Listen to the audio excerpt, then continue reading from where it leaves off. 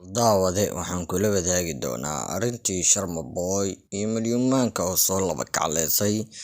Arrinta uu Daahir Calisow faraha la soo galay Daahir Calisow oo ka dhawaajiyay in Sharma Boy saaxiibkiisa qaaliga intaasoo sano isla soo dhabar jabeen ee fanka ee horumar ka soo gaaray Maslax Mideeye uu dhabarka ku dhuftay, islaantiisuna uu caloosha Maslax Mideeye uu u buuxiyay, iyo kaniiniyada iyo caloosha waxaa ninka u buuxiyay inuu Maslax Mideeye ahaa.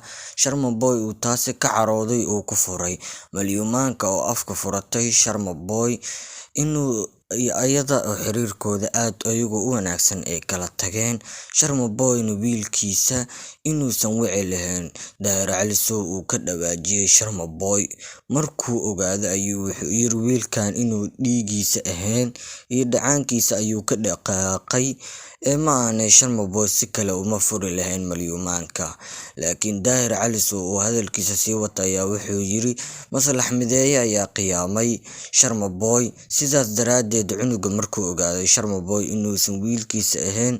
Markuu dhahay Daahir Calisow hadalkiisa sii wata ayaa daawada wuxuu yiri cunuga dhiigiisa haddii la baaro inuusan Sharma Boy dhalin ayaa hubaa.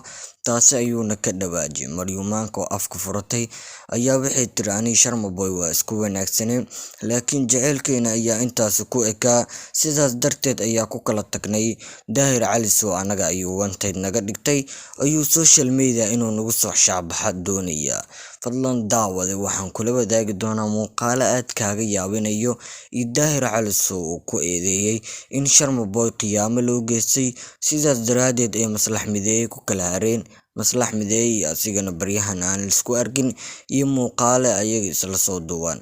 Maslax Mideeye oo aan inta joogin oo Turki iskaga baashaalayo ayuu Daahir Calisow ka dhawaajiyay in ay dabadeed ku kala hareen markuu ogaaday Sharma Boy Maslax Mideeye oo inta joogo in cunuga caloosha loogu buuxiyay oo asiga dhalin, sidaas darteed ayuu asigii naagtiisa ku kala fogaadeen ayuu ka dhawaajiyay Daahir Calisow. Fadlan waa naga codsi daawadahana daawanayo haddii Soomaalinimo jirto in aad janaalka subscribe noo dhaad, gambaleelkan u furid, muuqaalkan like-ta la dhacay maanta oo kale muuqaalka like-ta in la dhacay daawade, janaalkan subscribe noo dhaw, gambaleelkan u furo. Soo dhawow daawade. asaga iyo saaxiibkii Maslax Mideeye ayaa waxaa soo kala dhex galay kala shaki kadib markii Sharma Boy uu aaminay in cunuga yar ee loo dhalay uu yahay cunug uu isaga dhalin oo uu dhalay wiilka kale ilaa Maslax Mideeye. Daahir Calisow inaan laba arrin aan ka dhaho ani midda koowaad waxaa waaye Cabdinaasir Sharmaake intuu meel soo fariistay ma dhalin ma dhihin, ma fahantay.